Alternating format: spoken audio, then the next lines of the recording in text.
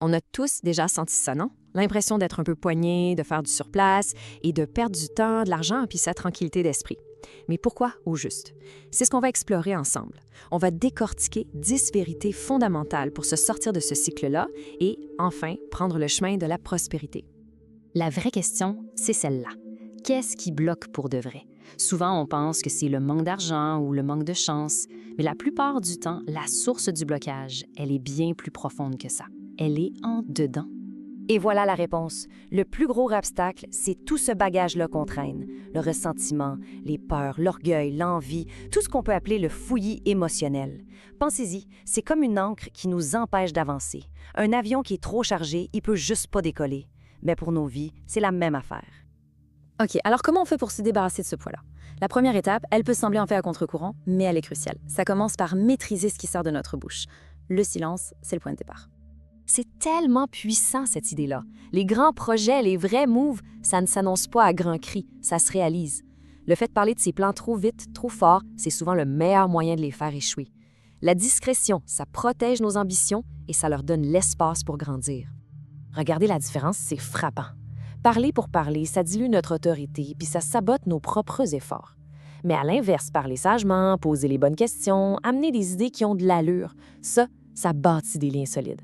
Et des bonnes connexions, c'est la base, parce que personne ne réussit tout seul. Et c'est ça le point le plus important. Les mots ont un pouvoir créateur. Ce qui sort de la bouche, c'est le reflet de ce qu'il y a dans le cœur et dans la tête. Si on passe son temps à dire que c'est dur, qu'on n'y arrivera jamais, on est en train de programmer sa propre réalité pour que ça échoue. Contrôler sa parole, c'est commencer à contrôler son avenir. Alors, maîtriser ses paroles, c'est l'étape 1. La deuxième, qui est la suite logique, c'est de maîtriser son monde intérieur. Il faut choisir où est-ce qu'on met notre focus, notre attention. Ça, c'est un point clé. La prospérité, ça demande une certaine maturité émotionnelle. Se sentir offensé pour un rien, c'est du gaspillage d'énergie. Une énergie précieuse qui devrait aller dans l'action. La plupart du temps, ce que les autres font ou disent, ça n'a même pas rapport avec nous. Imaginez votre esprit, votre mental, comme une grosse loupe. Elle amplifie tout ce sur quoi on la pointe. C'est un outil hyper puissant, mais il faut apprendre à bien le diriger. Et là, on a deux choix. Si on laisse la loupe fixée sur les dettes, sur la peur, sur le manque, mais on va juste attirer plus de ça. Mais si on prend le contrôle et qu'on dirige la loupe vers les solutions, vers les opportunités, vers les portes qui peuvent s'ouvrir, eh bien là, l'argent et la croissance trouvent enfin une place pour entrer.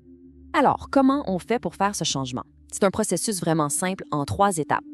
1, on reconnaît le problème, mais on ne s'apitoie pas dessus. 2, on se pose tout de suite la question clé, OK, comment je règle ça? Et 3, on met toute notre énergie à trouver et à appliquer la solution. Avoir un état d'esprit bien aligné, c'est la fondation. C'est la base de tout. Mais ça ne suffit pas. Après, il faut que ça bouge. Il faut passer à l'action. C'est avec des gestes concrets qu'on bâtit sur ces fondations intérieures solides. Et ici, on touche à quelque chose de capital, l'entourage. Les gens qu'on fréquente définissent notre destinée.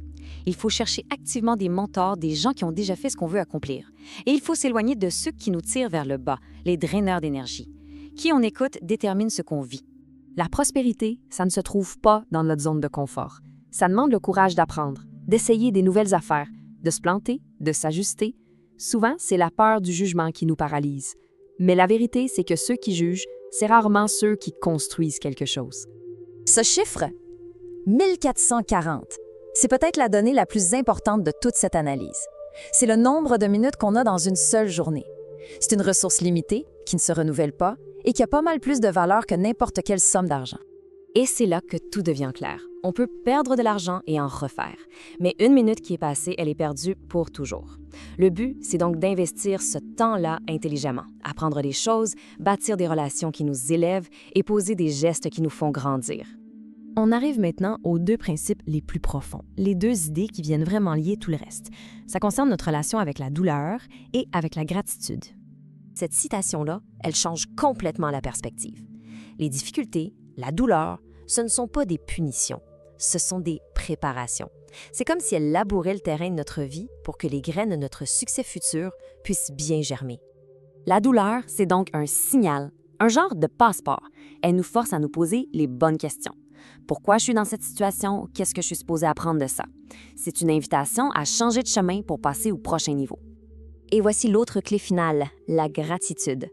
Attention, ce n'est pas juste un sentiment passif de dire merci. C'est une force active. C'est un état d'esprit qui change notre focus de ce qui manque à ce qu'on a déjà. Et c'est ça qui permet la multiplication. Le contraste est vraiment clair. Se plaindre, ça nous garde pris dans un cycle de manque et de souffrance parce que notre cerveau ne voit que les problèmes. La gratitude, au contraire, ça ouvre des portes. En se concentrant sur ce qui est déjà là, on crée un état d'esprit de multiplication.